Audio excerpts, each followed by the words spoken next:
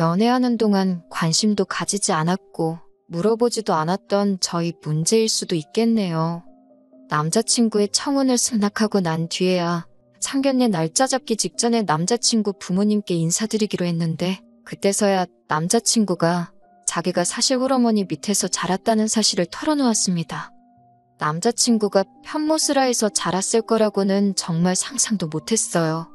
남자친구는 약간 철부지 같은 이미지가 더 컸거든요. 남자친구 밑으로 여동생이 한 명 있으니 집안에서는 제일 큰 남자잖아요. 제 선입견일 수도 있지만 어쨌든 집안의 유일한 남자인데 믿음직스럽거나 어른스러운 모습이 별로 없었어요. 그런 선입견 때문에 남자친구 부모님이 두 분 다 계시겠다고 생각한 제가 다 부끄럽기는 했습니다. 왜 미리 말해주지 않았냐고 물어보기도 그렇더라고요. 왠지 편부모 가정에 대해서 제가 색안경을 쓰고 보고 있다는 느낌을 줄까 봐서요. 다행스럽게 남자친구는 말 안 해도 될 일 같아서 먼저 말 안 한 거라고 대충 웃으며 넘겼습니다. 여하튼 결혼 허락 때문에 남자친구를 저희 집에 먼저 소개시키게 되었습니다.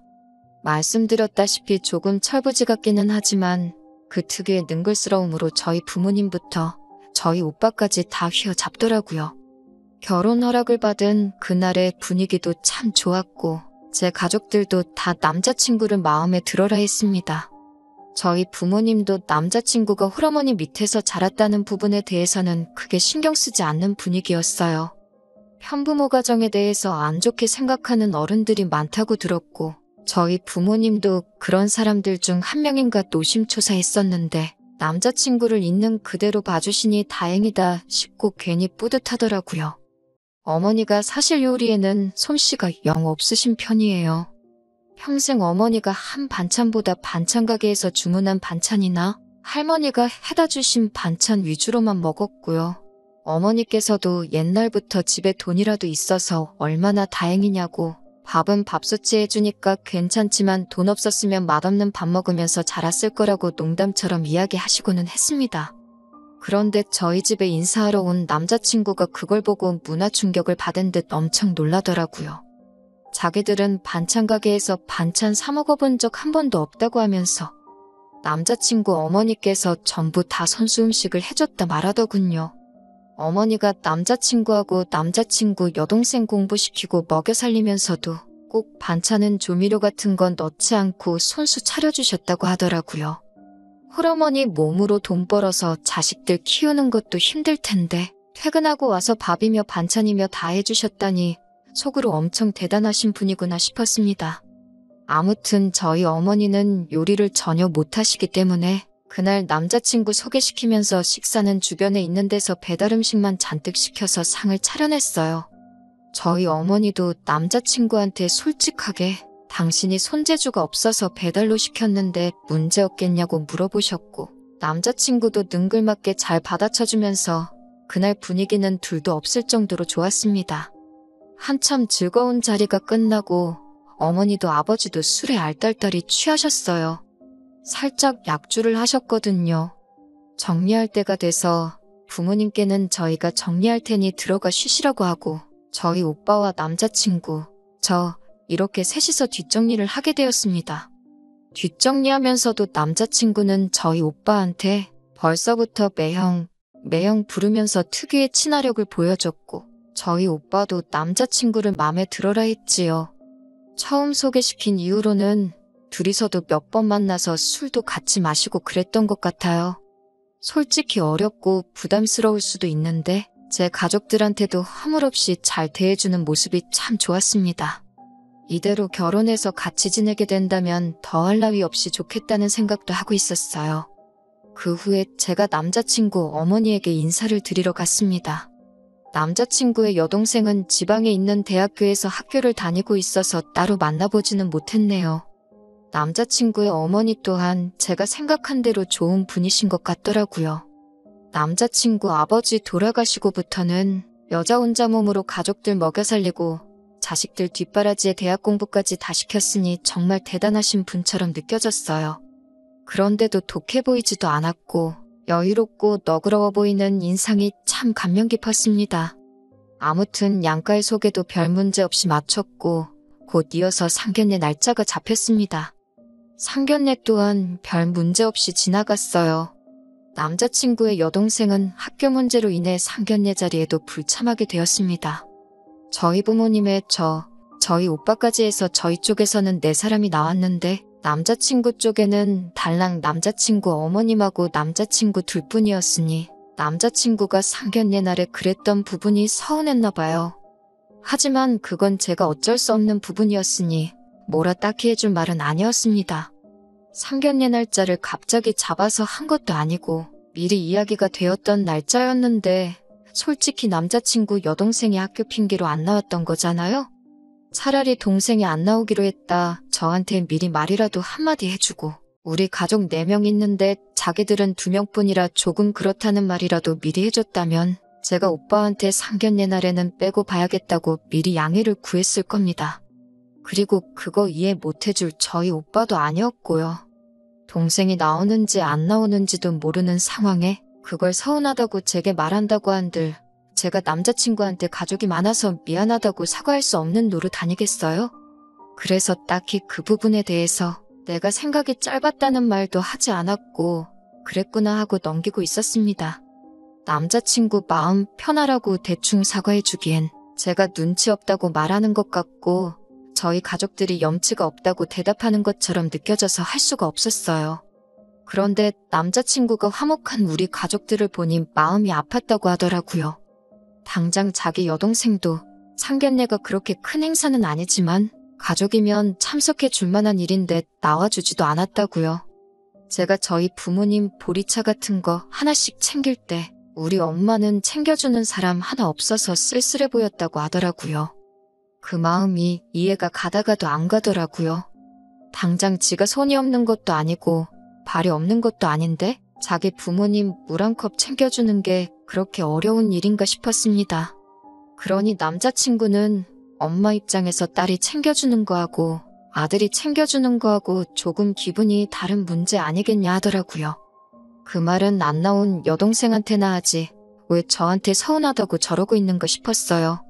그런데 남자친구는 난데없이 제가 저희 부모님 챙길 때 우리 엄마도 챙겨줬으면 얼마나 좋았겠냐고 하면서 저를 원망하더라고요. 그러니까 왜 자꾸 자기가 했으면 되는 걸 가지고 자리에 못 나온 여동생 탓을 하고 그걸 하다못해서 이제는 남의 집 자식인 나한테까지 뭐라고 하냐 했습니다. 지금이야 남의 집 자식이지만 이제 며느리 될 사람인데 진작부터 잘하면 조금 좋냐는 거예요. 100번 양보해서 빗물잔에 저희 부모님 물만 따라드린 게 제 잘못이라고 쳐도 남자친구도 상견례 자리에서 잘한 거 하나 없거든요. 뜨거운 뚝배기가 나오고 직원분께서 테이블을 건너갈 수 없으니 맞은편 남자친구 앞쪽 자리에 놔달라고 부탁을 했어요. 어려운 일 아니니까 저희 어머니가 그 뜨거운 뚝배기 받아서 옮겨주는데 남자친구는 그 상황에 일어나서 받을 생각은커녕 자기 앞에 놓인 밑반찬 접시 같은 것 정리해서 자리 만들 생각도 안 하고 언제 내려놓으시나 멀뚱히 보고만 있었거든요. 남자친구 어머님이 그 모습을 보고 허둥지둥 저희 어머니한테서 뚝배기 받으셔가지고 남자친구한테 앞에 자리 좀 만들라고 해서 남자친구 앞에다가 놔주셨어요.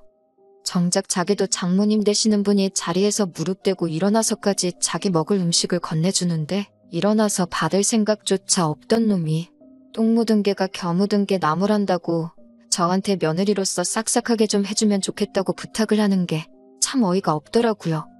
남자친구를 좋아하는 건 좋아하는 거고 짚고 넘어갈 건 짚고 넘어가야겠다는 생각이 들어서 한마디 했습니다. 그랬더니 남자친구가 묻는 말에는 대답을 안 하고 어머니께서 자기 혼자 키우느라고 고생이 얼마나 많았는 줄 아냐면서 자기 인생사를 눕기 시작했습니다. 그러면서 이제는 결혼 후에 며느리 효도를 받아야 할 텐데 이런 사소한 거 한두 개 정도 미리 하면 어디가 덧나냐고 자기한테 뭐라고 한다고 툴툴거리는 거예요. 효도면 효도지 며느리 효도는 또 뭐냐고 따졌습니다. 그랬더니 어머니가 남편도 없이 혼자서 자식들 키우는데 얼마나 힘드셨을지 감히 예상이나 가냐고 하는 겁니다. 그런데 동생은 지방에 내려가서 공부하고 있고 자기까지 결혼해서 나가면 어머님이 혼자 남게 되지 않겠냐고 하더라고요. 며느리 효도에 어머님이 혼자 남게 되는 것까지 무슨 말을 하려는지 괜히 감이 오더라고요. 그래서 남자친구가 말 꺼내기 전에 먼저 말했습니다. 어머님이 걱정이 돼서 결혼을 못하겠다고 하는 말이냐고요. 그랬더니 화들짝 놀라가지고는 그건 아니라고 하더라고요. 또 입을 열려고 하길래 주말 부부를 하자는 거냐, 아니면 어머님이 재혼하실 때까지 우리 결혼식을 미루자는 거냐 했더니 또 잔뜩 당황해서는 그것도 아니라는 겁니다. 결론은 어머님이 혼자 남는 게 안쓰러우니 우리가 결혼 후에는 어머님 집에 들어가서 살면 어떻겠냐는 거예요. 솔직히 남자친구 어머니가 홀어머니라는 말을 들었을 때 상황이 여의치 않게 되면 모시고 살 생각도 가지고 있었습니다. 반대로 저희 아버지와 어머니가 나이 차이가 꽤 많이 나는 커플이기 때문에 나중에 저희 어머니 혼자 남게 되신다면 똑같이 모시고 싶은 생각도 가지고 있었고요. 그런데 결혼하자마자부터 모시고 살고 싶다는 생각은 아니었습니다. 남자친구 어머님도 아직 경제활동을 하고 계시는데 더더욱이 그 일을 그만두라고 하고 생활비까지 내드리며 모시고 살고 싶은 마음은 없었습니다. 그리고 남자친구 말이 며느리 효도받고 며느리가 싹싹하게 이런 말 하는 거 보니 자기가 효도할 생각은 하나도 없고 전부 저한테 대리효도 시키고 싶은 마음밖에 없는 걸로 보이지 않았거든요. 저희 부모님께 처음 소개시켰던 날에 뒷정리할 때 보니 분리수거도 똑바로 못하더라고요. 페트병에 비닐 붙어 있는 거 떼야 하는 건지도 모르는 걸 보니 집안일이라고는 하나도 해본 적 없던 것처럼 보였어요.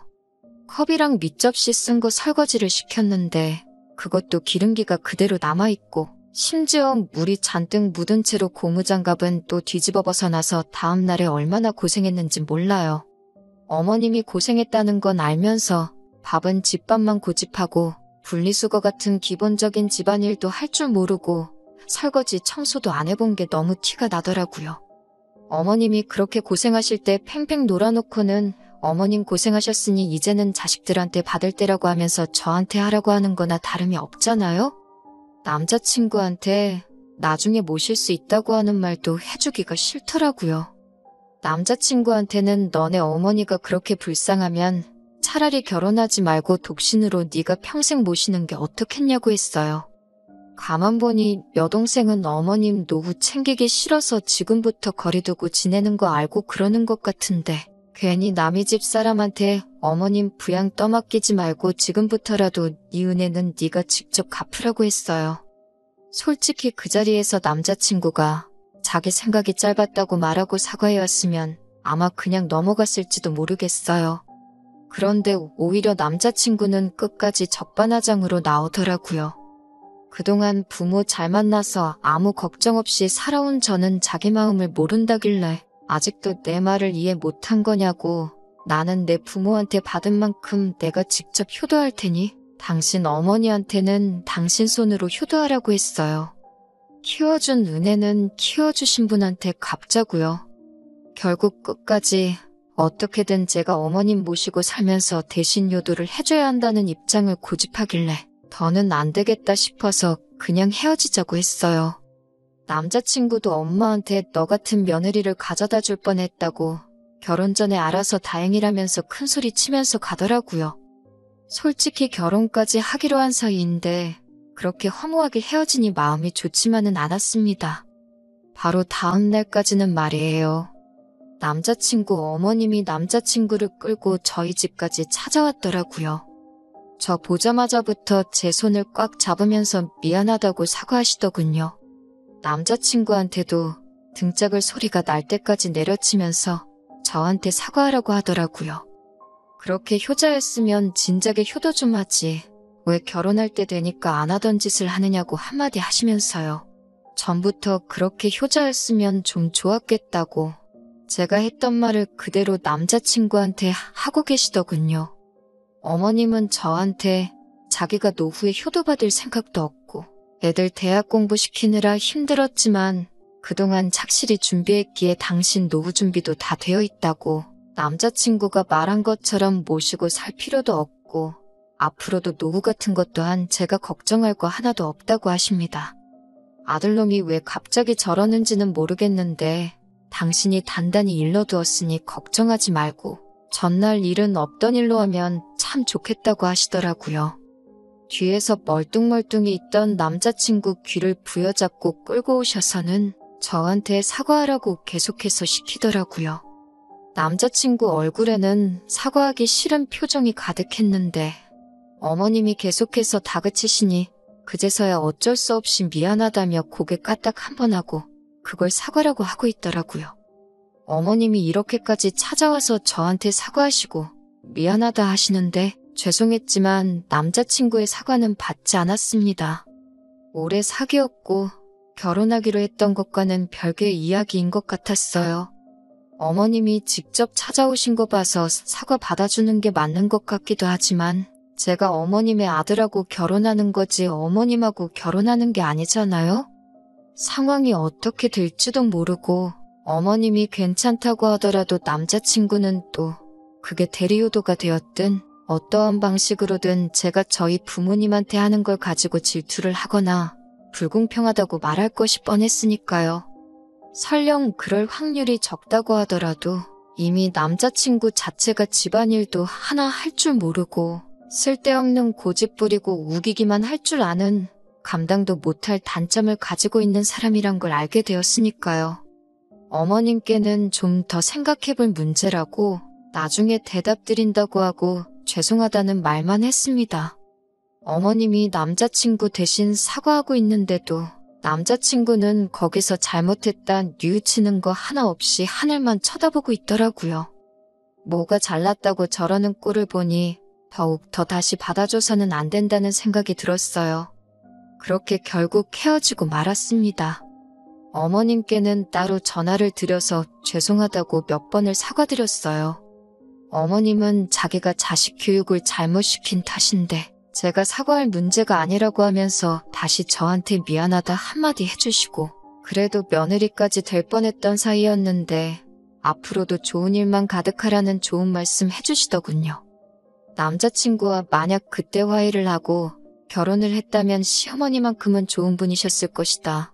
그런 생각이 들 때가 있습니다만 제 결정을 후회하지는 않습니다. 말한 대로 제가 덜 자란 남자친구하고 결혼하는 거지 성품 좋은 시어머니와 결혼하는 게 아니니까요.